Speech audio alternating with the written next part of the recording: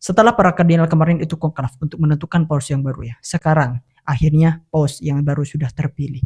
Dan menariknya ya, paus yang terbaru yang terpilih sekarang itu merupakan paus yang dari Amerika Serikat. Saya sebenarnya sudah duga mulai kemarin-kemarin. Makanya ketika paus yang dari Amerika Serikat ini terpilih, saya itu timbul tanda tanya besar. Apakah Vatikan sekarang itu sudah mau dikendalikan oleh kekuatan adidaya global nantinya? Atau Vatikan itu masih tetap berpegang teguh pada independensinya? Maka dari itu, mari kita bahas semuanya di video ini.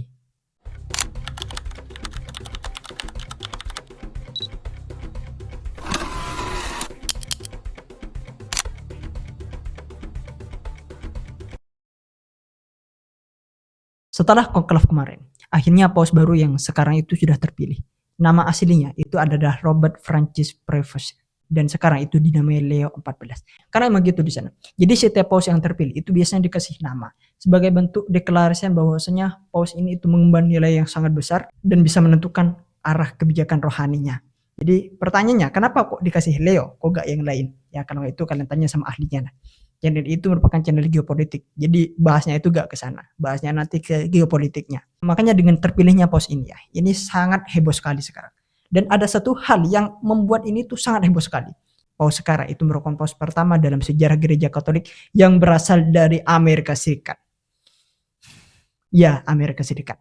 Merupakan negara superpower, pusat kapitalisme, dan seringkali dituding sebagai aktor utama dalam campur tangan urusan politik dunia. Makanya ini heboh karena ditakutkan Vatikan itu nanti akan dicampur tangani oleh Amerika Serikat itu sendiri. Makanya dengan adanya ini muncul satu pertanyaan besar.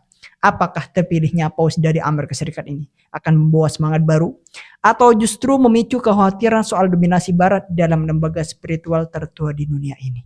Kalau kita lihat ya, dari satu sisi ini banyak sebenarnya yang melihat ini sebagai angin segar. Akhirnya kata beberapa umat Katolik yang dari Amerika, karena mereka bersyukur karena wakil yang dari Amerika Serikat itu sekarang menduduki tahta Santo Petrus sekarang. Apalagi Amerika Serikat itu memang punya jumlah umat Katolik yang sangat besar.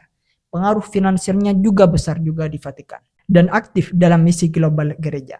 Makanya dengan adanya terpilihnya Leo XIV ini bisa jadi sinyal bahwa gereja ingin lebih relevan dengan isu-isu global modern saat ini. Hak asasi manusia, perubahan iklim, migrasi, dan isu-isu yang sering jadi sorotan di barat. Tapi kalau kita lihat dari sisi yang lain, ada orang itu mengkritik langsung mengenai ini. Jadi banyak yang khawatir nantinya. Jangan-jangan ini tuh adalah upaya halus untuk menjadikan Vatikan sebagai alat kepanjangan kekuasaan menurut mereka. Jadi dalam sejarahnya, Vatikan ini kan selalu berusaha menjaga jarak dari kekuatan politik besar. Meskipun kadang tetap terseret lah. Dan sekarang dengan seorang paus yang dari Chicago ini, yang duduk di kursi suci itu, ini ada ketegangan baru nantinya. Apakah keputusan gereja nantinya itu akan condong ke arah kepentingan geopolitik Amerika Serikat atau tidak? Apalagi kita sudah tahu sendiri, politik Amerika Serikat ini kan sangat terpolarisasi kan. Bahkan di dalam komunitas Katolik sendiri, itu ada perpecahan antara yang konservatif dan yang progresif. Makanya paus yang dari Amerika Serikat ini justru bisa memperuncingkan perdebatan internal gereja nantinya. Terutama kalau Leo XIV ini terlihat lebih condong ke salah satu sisi nantinya. Ini makin heboh nantinya. Seperti kayak isu Palestina. Jadi sekarang itu banyak orang-orang itu menyoroti Vatikan. Apakah Vatikan ini akan lebih berani mengancam penjajahan Israel ke Palestina atau malah diam saja karena dengan adanya tekanan politik dari Washington nantinya. Sebagai pemimpin spiritual, paus itu harus netral, harus itu. Tapi kalau asal negaranya saja sudah syarat kepentingan global, apakah mungkin paus sekarang itu bisa netral sepenuhnya? Yang jelas, sejarah telah berubah sekarang. Dunia akan melihat apakah Leo XIV itu akan menjadi jembatan antara iman dan dunia modern atau justru membuka lembaran baru kontroversi tentang hubungan antara kekuasaan rohani dan politik global. Kalau kita lihat lebih dalam ya, Paus Leo XIV ini memang baru saja terpilih. Tapi jejak masa lalunya ini langsung ikut naik ke permukaan sekarang. Salah satu yang menjadi sorotan terbesarnya yaitu datang dari masa ketika beliau masih menjabat sebagai uskup di Chiclayo, Peru. Dan ini bukan soal doktrinnya, bukan juga soal politik, tapi tentang luka lama gereja Katolik yang belum sembuh sekarang, yaitu mengenai kasus pelecehan seksual oleh para imam-imam di sana. The Catholic Church is facing scandals and being forced to pay millions of dollars. In the 1980s and 90s, the press reported crimes that seemed inconceivable. sins of the fathers. Case after case of alleged sexual misconduct. Karena selama beberapa tahun terakhir, Gereja Katolik ini terus berjuang membersihkan dirinya dari skandal yang menguncang kepercayaan jutaan umatnya.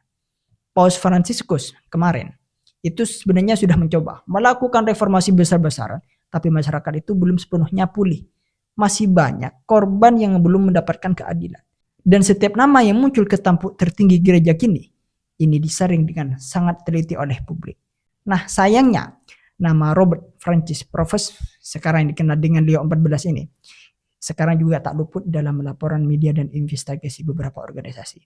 Disebutkan bahwasanya beliau ini saat menjabat sebagai uskup di Peru, beliau memindahkan sejumlah imam yang diduga melakukan pelecehan ke wilayah yang lain. Bayangin, bukannya menyerahkan kepada pihak berwenang atau bahkan memberhentikan mereka dari pelayanan, tapi malah dipindahkan cuman. Jadi apakah itu merupakan bentuk pembinaan atau sekedar mengikuti pola lama gereja yang cenderung menyelesaikan masalah secara internal saja, secara kekeluargaan? Sampai sekarang belum ada jawaban resmi mengenai itu ya. Tapi yang pasti luka itu sekarang mengganggu status kepemimpinannya Paus yang ke-14 sekarang. Kenapa kok saya katakan tantangan? Karena sekarang itu banyak umat itu terasa kecewa. Mereka bertanya-tanya, bagaimana bisa seorang dengan catatan seperti itu dipercaya memimpin gereja global sekarang? Di zaman sekarang, transparansi dan keadilan itu menjadi tuntutan moral. Dan jika pemimpin tertinggi pun masih menyimpan keraguan dalam rekam jejaknya, kepercayaan umat itu bisa makin menurun. Apalagi ini bersifat iman. Makanya menurut saya, jika misalkan beliau ingin menjadi simbol harapan baru bagi gereja sekarang, mungkin langkah pertama yang harus diambil yaitu adalah mengakui, meminta maaf, dan menunjukkan iktikad nyata untuk memperbaiki dirinya. Bukan hanya lewat kata-kata, tapi lewat tindakan yang konkret dan transparan. Karena di mata dunia, gereja itu bukan hanya soal doktrin. Saya katakan sekali lagi, gereja bukan hanya soal doktrin, tapi juga soal kemanusiaan, dan tak ada luka spiritual yang bisa sembuh kalau keadilan terus diabaikan sekarang. Dan yang bikin saya itu agak kasihan, setelah Paus Leo XIV ini baru muncul di balkon Basiliko Santo Petrus, ini langsung jadi bahan obrolan panas bagi umatnya. Ini menjadi gosip. Ada yang menangis haru, ya ada. Ada yang berdoa penuh harapan, ada. Tapi di sisi yang lain, terutama dari kubu konservatif ekstrim atau kelompok sayap kanan di Amerika Serikat, mereka malah mereaksikan dengan ekspresi kemarahan, tuduhan, bahkan konspirasi. Jadi beberapa jam setelah pengumuman, media sosial itu dibanjiri komentar tajam dari tokoh-tokoh sayap kanan Amerika Serikat, seperti kayak Alex Jones. Ini langsung menyebut Leo XIV itu sebagai boneka globalis. Dan ada juga Laura Lombers, aktivis kanan kontroversial, yang menuduh Paus baru ini itu sebagai anti-Trump, pro-imigran, dan pro-Marxisme Vatikan. Bahkan sempat muncul tagar yang menyeramkan, yaitu Not My Pope. Itu tagar yang muncul sekarang. Pertanyaan besarnya, kenapa bisa seganas itu mereka? Apa sebenarnya yang terjadi sama Paus yang baru ini? Karena kalau kita lihat, Leo XIV ini dikenal punya sikap yang relatif moderat terhadap isu-isu sensitif. Dia pernah mengkritik kebijakan imigrasi yang terlalu keras di Amerika Serikat. Bahkan beliau itu juga pernah menyampaikan empati terhadap komunitas LGBTQ. Walaupun tetap dalam kerangka ajaran gereja ya. Jadi ini semua bagi kelompok kanan garis keras yang mendewakan ide gereja harus keras, maskulin, dan anti modern. Jadi menurut mereka, gereja itu harusnya memimpin perang budaya, bukan berdamai dengan zaman. Jadi ketika Paus baru ini justru datang dari Chicago, bukan Texas atau Florida, dan punya rekam jejak terlalu lembut dalam urusan moral, ini langsung saja dicap sebagai pengkhianat nilai konservatif. Bayangin, sama daerahnya sendiri itu dicap sebagai pengkhianat nilai konservatif. Ironisnya, yang menyerang Leo XIV ini justru sebagian umat Katolik juga. Bahkan mereka tuh menolak hasil koklaf dan menganggap Paus Fransiskus dulu pun sudah terlihat liberal. Jadi ini bukan hanya soal politik lagi ya, tapi juga perang internal dalam tubuh gereja. Antara mereka yang ingin gereja terbuka, inklusif, dan relevan, dengan mereka yang ingin kembali ke zaman dogma kaku dan altar Latin. Pertanyaan besarnya, bagaimana Leo XIV ini akan menavigasi medan ini? Karena misalkan salah langkah sedikit nantinya, beliau itu bisa kehilangan kepercayaan lagi dari dua sisi sekaligus. Satu sisi menuntut perubahan dan pengakuan terhadap realitas modern. Di sisi yang lain, mereka tuh menuntut ketegasan, batas moral, dan tradisi yang tak bisa diganggu-gugat. Makanya ketika saya melihat, dalam dunia yang makin terpolarisasi ini, Paus pun tak keban dari badai politik. Dan kalau serangan ini terus berlanjut nantinya, Jangan heran kalau pontifikat Leo XIV ini akan menjadi salah satu yang paling penuh tekanan dalam sejarah gereja modern ini. Kemudian gini, ada satu hal yang menarik dari Leo XIV ini, yang jarang dibahas oleh media arus utama lainnya, yaitu mengenai kombinasi unik antara kebangsaan Amerika Serikat dan pengabdiannya yang panjang di Peru, di Amerika Latin. Jadi dua dunia yang sangat berbeda ini, tapi justru menyatu dalam sosok seorang paus yang kini memimpin 1,3 miliar umat Katolik di seluruh dunia. Kalau kita telusuri lebih dalam ya, Leo XIV sekarang itu kan nama lahirnya merupakan Robert Francis Prevost. Lahir di Chicago, lulusan Harvard dan pernah jadi dosen filsafat. Tapi sebagian besar karir gerejawinya ini justru berkembang di Peru. Di sanalah dia tuh menghabiskan lebih dari 2 dekade hidupnya. Tinggal di daerah miskin, mengelola misi keuskupan di wilayah terpinggirkan itu, dan mengelut langsung dengan problem nyata. Kemiskinan struktural, kartel narkoba, ketimpangan sosial, dan korupsi sistemik yang ada di sana. Dan di situ juga beliau itu belajar satu hal yang sangat penting, mengenai bahwa gereja bukan hanya soal ritual, tapi soal kehadiran nyata di tengah penderitaan umat sekarang. Begitu terpilih jadi paus, saya tuh melihat Leo XIV ini sebagai simbol jembatan dua dunia, kekuatan global Amerika Serikat dan semangat perjuangan akar rumput Amerika Latin.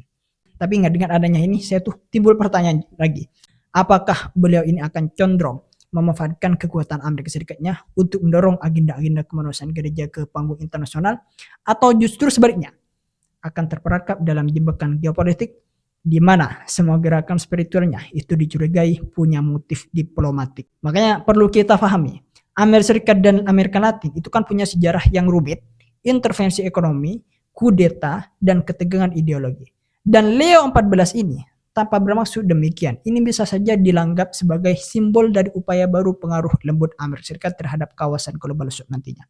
Bayangkan, seorang paus Amerika Serikat yang paham medan Amerika Latin secara mendalam, itu sangat memengaruhi cara Vatikan bersikap terhadap isu-isu besar seperti kayak Venezuela, Kuba, hingga Nicaragua. Bahkan soal posisi gereja terhadap ekspansi ekonomi pun seperti Tiongkok di Amerika, ini bisa ikut terdampak. Ingat, ini bukan hanya urusan doktrin, tapi ini juga politik global yang digabungkan dengan jubah rohani sekarang. Namun, jika Leo XIV ini cerdas memainkan peran ini nantinya, dia tuh bisa menjadi penyeimbang geopolitik yang sangat berharga di dunia ini. Seorang pemimpin moral yang bisa bicara keras kepada Washington, sekaligus merangkuli negara-negara selatan dengan pengalaman dan empati. Karena itulah, masa depan kepemimpinan Leo XIV ini itu tak hanya akan dinilai dari homili dan ensikliknya, tapi juga dari bagaimana yaitu menavigasi dunia yang sedang dilanda krisis ketidakadilan ini. Mungkin itu saja yang dapat saya sampaikan. Jadi bagi kalian yang punya opini atau pendapat, share di kolom komentar. Sampai jumpa di video saya selanjutnya. Eksklusif.